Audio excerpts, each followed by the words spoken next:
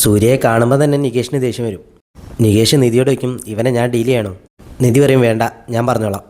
സൂര്യ വന്നിട്ട് നിധിയെ എങ്ങനെ ഉപദേശിക്കുകയാണ്. നിധി സൂര്യയോട് ചൂടായി രണ്ട് തെറിയൊക്കെ പറയും. പിന്നെയും സൂര്യ കല്യാണത്തിൻ്റെ കാര്യം പറഞ്ഞു വരികയാണ് നിധിയോട്. നിധി സൂര്യ ഒന്ന് ഭീഷണിപ്പെടുത്തും, ഇനി താന് ഓസ്ട്രേലിയയിലേക്ക് തിരിച്ചു പോകാൻ പറ്റാത്ത അവസ്ഥ ആക്കി തരണോ ഞാൻ? അത് പറയുമ്പോൾ തന്നെ സൂര്യയ്ക്ക് ചെറിയൊരു പേടി തോന്നും. നിധി പോലീസിനെ ഫോൺ വിളിച്ചിട്ട് ഒരാൾ ശല്യപ്പെടുത്തുന്നു, ഡ്രഗ്സ് ഉപയോഗിച്ചിട്ടുണ്ടെന്നൊക്കെ പറയും. ഇതൊക്കെ കേൾക്കുമ്പോൾ സൂര്യയ്ക്ക് പേടിയാവും. അവൻ വേഗം വണ്ടി എടുത്ത് അവിടുന്ന് പോവാണ്. പോയി കഴിയുമ്പോൾ നിധിയും നികേഷും കൂടി പൊട്ടിച്ചിരിക്കുകയാണ്. നിധി പറയും, ഇനി ആരുടെ മുന്നിലും ഇങ്ങനെ കരഞ്ഞ് തോറ്റു നിൽക്കാനൊന്നും എന്നെ കിട്ടില്ല. ഇനി എല്ലാവരുടെ മുന്നിലും ജയിച്ച് കാണിക്കണം. നിധിയും നികേഷും വരുമ്പോൾ സുധി കാറും കൊണ്ട് അവിടെ വെയിറ്റ് ചെയ്യുന്നുണ്ട്. സുധി നിധിയോട് ചോദിക്കും, പ്രശ്നമൊന്നും ഉണ്ടായില്ലല്ലോ, സർട്ടിഫിക്കറ്റ് കിട്ടിയില്ലെന്നല്ലേ ഉള്ളൂ? ഓരോ കാര്യങ്ങളിങ്ങനെ ചോദിക്കുകയാണ്. നിധി കുഴപ്പമില്ല എന്നല്ലാതെ ഒന്നും പറയുന്നില്ല. സുധി പറയും, നമ്മുടെ ട്രാവൽസിലെ വണ്ടിയാന്ന് പറയും. നികേഷ് ചോദിക്കും, നമ്മുടെ ട്രാവൽസിലെ വണ്ടിയോ? സുധി അപ്പോൾ നികേഷിനെ എങ്ങനെ നുള്ളൂ. ചായ എന്തെങ്കിലും വേണമെന്ന് ചോദിക്കുമ്പോൾ നിധി പറയും, വേണ്ട. നികേഷ് പറയും, ഇപ്പോഴെങ്കിലും ചോദിക്കാൻ തോന്നിയല്ലോ. വേണ്ടാന്ന് നികേഷും പറയും. അവർ വീട്ടിലേക്ക് യാത്ര തിരിക്കുകയാണ്. വീട്ടിലെത്തി കഴിയുമ്പോൾ സുധി പറയും, നിങ്ങൾ രണ്ടുപേരും നടന്നോ, ഞാൻ ഡ്രൈവറോട് ട്രിപ്പിൻ്റെ കാര്യം പറയാനുണ്ടെന്ന് പറയും. അവർ മുന്നോട്ട് നടന്നു കഴിയുമ്പോൾ ഡ്രൈവറോട് ഒരിക്കലും എത്രയാണെന്ന് ചോദിക്കും. അയാൾ പറയും, 1500. സുധി ചോദിക്കും, 1500? സുധി അയാളോട് അത് കുറയ്ക്കാനൊക്കെ പറയുന്നുണ്ട്. നിധി വീട്ടിലേക്ക് കയറാൻ നിൽക്കുമ്പോൾ അച്ഛനുണ്ട് അവിടെ മദ്യപിച്ചിരിക്കുന്നു. അച്ഛൻ ചോദിക്കും, വീട്ടിൽ എല്ലാവർക്കും സുഖമല്ലേ മോളെ? അച്ഛനോട് എൻ്റെ അന്വേഷണം പറഞ്ഞിരുന്നോ എന്നൊക്കെ ചോദിക്കും. നിധി പറയും, അതാ പറഞ്ഞിരുന്നു. സുധി ആ സമയത്ത് വന്നിട്ട് നിധിയോട് വേഗം വാ, അകത്ത് പോകാമെന്നൊക്കെ പറയുന്നുണ്ട്. നിധി അകത്തേക്ക് പോയി കഴിയുമ്പോൾ അച്ഛൻ സുധിയോട് പറയും, നീയേ ഞാൻ എൻ്റെ മരുമകളോട് സംസാരിക്കുന്നതിനിടയിൽ ഇങ്ങനെ തിരക്ക് കൂട്ടരുതെന്ന് പറയും.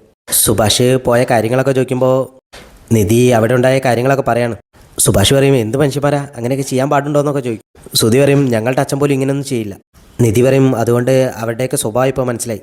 ഇനി എനിക്ക് അവരുടെയൊക്കെ മുന്നിൽ ജയിച്ച് കാണിക്കണം. നിധി റൂമിൽ കിടക്കുമ്പോൾ സുധി അങ്ങോട്ട് വരികയാണ്. സുധി ചോദിക്കുന്നു, ക്ഷീണമായിട്ട് ഉറങ്ങാണോ ചോദിക്കും. നിധി പറയും, ക്ഷീണമൊന്നുമില്ല, പറഞ്ഞോളൂ എന്ന് പറയും. സുധി പറയും, സർട്ടിഫിക്കറ്റ് പോയത് ഓർത്ത് താൻ വിഷമിക്കൊന്നും വേണ്ട, നമുക്ക് അതിൻ്റെ ഡ്യൂപ്ലിക്കേറ്റിന് അപ്ലൈ ചെയ്യാം. ഒരു 2 മാസം കൊണ്ട് സർട്ടിഫിക്കറ്റ് കിട്ടും. തനിക്ക് നല്ല ജോലിയൊക്കെ കിട്ടി വലിയ പൊസിഷനിൽ താൻ ജീവിക്കും. നിധിയെ മോട്ടിവേറ്റ് ചെയ്യുന്ന രീതിയിൽ സുധി സംസാരിക്കുകയാണ്. നിധി പറയും, എനിക്കൊരു ഉപകാരോടി ചെയ്യോ, എനിക്ക് വേറെ എന്തെങ്കിലും ഒരു ജോലി വാങ്ങിച്ചു തരുമോ?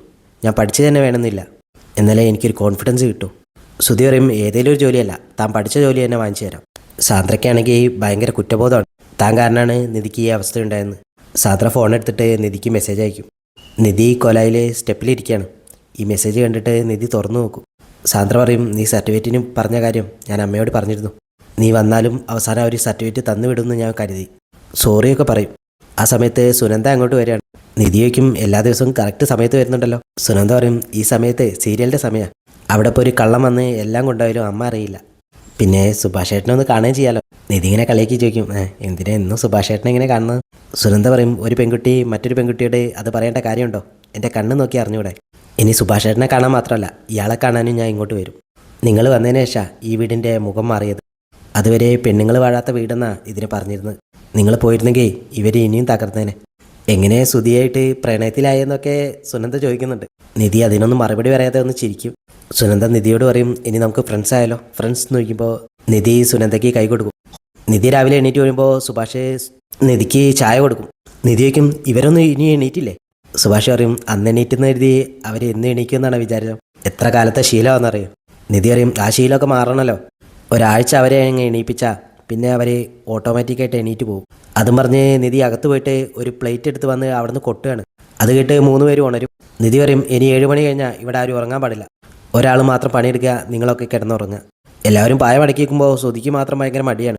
സുധിയോട് നിധി ചോദിക്കും, ഇതൊക്കെ മടക്കി വെക്കാൻ നിങ്ങൾക്കാരാ, വേലക്കാർ വല്ലതും വരുമോ? അത് കേൾക്കുമ്പോൾ സുധിയും പായ മടക്കി വെക്കും. നിധി മുറ്റം അടിക്കാൻ തുടങ്ങുമ്പോൾ അച്ഛനാണെന്ന്, ഹലോ മരുമകൾ, മുറ്റം കഴിഞ്ഞിട്ടേ ഇനി പുരപ്പുറം തൂക്കുന്നുണ്ടോ? പുത്തനച്ചി പുരപ്പുറം തൂക്കുന്നതാണല്ലോ.